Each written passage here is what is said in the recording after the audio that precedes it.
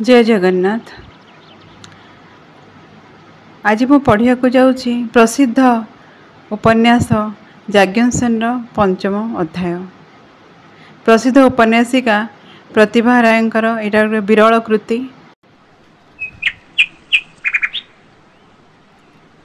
ऋतु वसंत। फाल्गुनर फगु खेल अर्जुन बन रंग लगी आसुए। पुण्यतया गंगा नदीर तीरे वज्रधारी इंद्र उपस्थित। भोजराज दुलाली कुंती दुर्वासा जपमाळीर आह्वान इंद्रदेव को स्मरण करिसेंती। बसंतर ए आह्वान को इंद्रदेव कौन एड़ी पारिबे? इंद्रदेवंकर शौर्य नहीं पवित्र हृदय कुंती गर्भर पवित्र गंगा नदी तीर अर्जुन वन कूल उत्तर फाल्गुन नक्षत्र सहसा जो देवशिशुर आविर्भाव है से अर्जुन फाल्गुनी विष्णुकिरटी श्वेतवाहन विभुश्चु विजय सव्यसाची धनंजय। नितंबिनी एठी कथा बंद रखी हसी हसी पचारा, सखी प्रियतमांकर एते गुड़े नाम स्मरण रहिबो तो? सते केड़े भाग्य तुमर, एते गुड़े नामर जी अधिकारी केते जस कीर्ति विद्या बुद्धि से अधिकारी होई नथिबे। एथर कृष्ण को भूली फाल्गुनी को स्मरण कर। मु कहिली, सखी जो हृदय श्रीकृष्ण को थरे स्थान देइथिली सेठी पुनर्बार केवल सव्यसाची को ही स्थान दे पारे। कारण से दीति कृष्ण कृष्णकर कला नहीं जन्म, तांका भितरे मु कृष्ण को ही पाइबी। कृष्ण जेतेबेले मो पई अर्जुन को ही उपयुक्त मने करती, मोर विश्वास अर्जुन ही पृथ्वीर श्रेष्ठ वीर।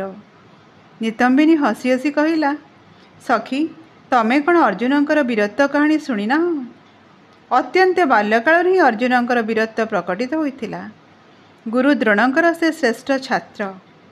गुरु द्रोणंकर अद्भुत अस्त्र परीक्षा अर्जुन ही जयलाभ करथिले। 8 सहस्र 8 शत 28 पाद दूर एक पर्वत, पर्वत उपर एक दुर्ग, ता उपर एक खड़िका, खड़िका उपर श्रृंगधान और धान उपर अति क्षुद्र एक गरगड़, पुणी गरगड़ उपर एक सूक्ष्म सोरिषकणा।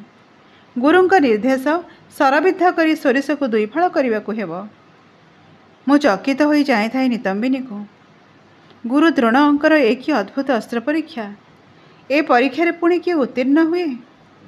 नितंबिनी मोर आबाकाब भाव देखी हसी हसी कहिला, ए परीक्षा जी उत्तीर्ण हम से स्वयं श्रीकृष्ण नचे श्रीकृष्ण का सखा अर्जुन, ता छड़ा असाध्य साधन करिवो किए? मु आश्चर्य ही भावुए जी अस्त्र भितर एत अलौकिकता प्रदर्शन करती से श्रीकृष्ण का सखा व्यतीत आउ किए हो पारे? नितंबिनी मो कान पाखरे अति मृदुस्वर में कहिला, द्रोणों निर्देश में महाराज द्रुपद को बंदी कर नहीं अर्जुन, से पुणी श्रीकृष्ण को इंगित द्रुपद नंदिनी द्रौपदी को जय करने। वाह कि सुंदर जोगाजोग। मु उदास कंठरे कहली, मोर कि चारा, जहाँ श्रीकृष्ण चाहिए ता पिता चाहिए, पितांकर इच्छा पालन तो करवा मोर धर्म। धर्म को बाद दे मो जन्मर किबा मूल्य? नितंबिनी हसी हसी कहिला, कृष्ण को पाइल नहीं बोली अभिमान करुच कि सखी? कृष्ण को न पाइले मध्य कृष्ण को प्राण तुमको प्राप्त हेब केमिति? मु पचारिली।